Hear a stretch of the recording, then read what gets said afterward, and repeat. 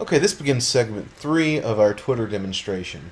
Would like to mention a colleague of mine, Noel RK, pointed out here that it should be pointed out that people can see your tweets even if they don't follow you. And this is something I would like to mention, is the fact that everything that's on Twitter is in the public domain. It is out there. There aren't the same sort of privacy settings that you have on Facebook. Even if someone is not following you, once you tweet it, it can be found and it can be looked up. Okay? So you want to make sure that anything you wish to keep private or don't want the world to know, that you don't advertise it on Twitter.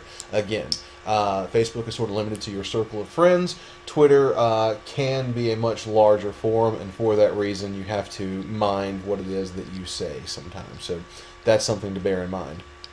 Now, there is a function that I'm going to discuss in class in more detail, and it's what's known as the retweet, and it's how you take someone else's words and send them out to the people who follow you.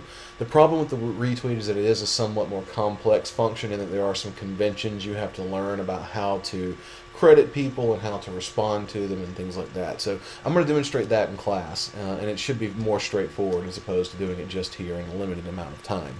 I do want to draw your attention, though, to some other ways to access Twitter. You don't necessarily have to be in front of a computer. Most mobile devices, including even older phones, you can use the text message to send a tweet.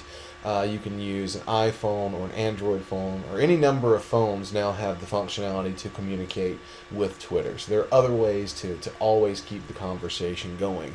There are also two other things I'd like to mention. One is what's known as Seismic, and another one known as TweetDeck.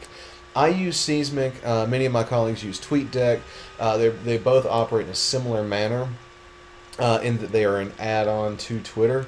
I prefer Seismic only because it's web-based, and TweetDeck requires you to download it to your computer. But I'm going to show you Seismic right now. This is Seismic, okay? So under this tab that says Home right here, this is what is going on in my Twitter newsfeed at this moment. Okay, so everything that's on Twitter.com is on Seismic right now in this tab. I also have opened another column that says mentions. So this is anytime someone mentions my name in it, it pops up here. So for instance, when I asked earlier for everyone to say hello, you have Greeny28 saying hello from Atlanta, Noel RK saying hello, Jay Bai saying what up. So these are the people who have responded to what I've said. So by keeping this mentions tab open, I know anytime someone has said something to me. Okay? Here's what's great about Seismic, though. For those of you who use Facebook on a frequent basis, over here you can sync up your Facebook account. You can click that, and now you've got your Facebook news feed added. So my Facebook is running simultaneously with Twitter. Okay? So this is everything that's on my Facebook right now, everything that's on Twitter, all going at once. Here's what's also cool. Remember how we have Film2700 is our hashtag for the course?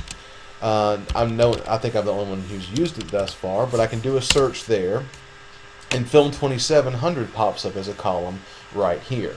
Okay, so if you are following the discussion that's happening throughout the course, you can just open the search box for Film2700, and you can just scroll through to see what everyone's discussing in relation to the prompts or topics that I give you throughout the week.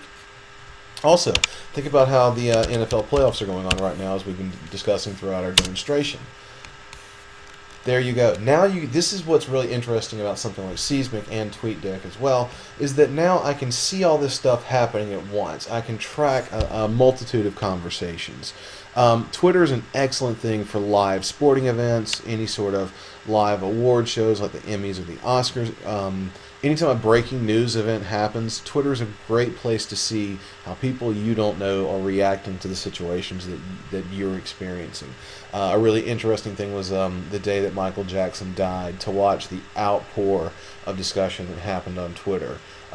Was a fascinating thing to see. So this is why this is a really powerful form of social networking, that instead of just sharing pictures and thoughts amongst your friends as you might on Facebook. Again, I'm not knocking Facebook because I actually use it quite a bit and think it's a wonderful bit of social networking as well. But I think Twitter opens doors for you that aren't available to you via Facebook, and that's why we're going to be using it in this class. And that's why I think it's worth the time to learn how to use it appropriately.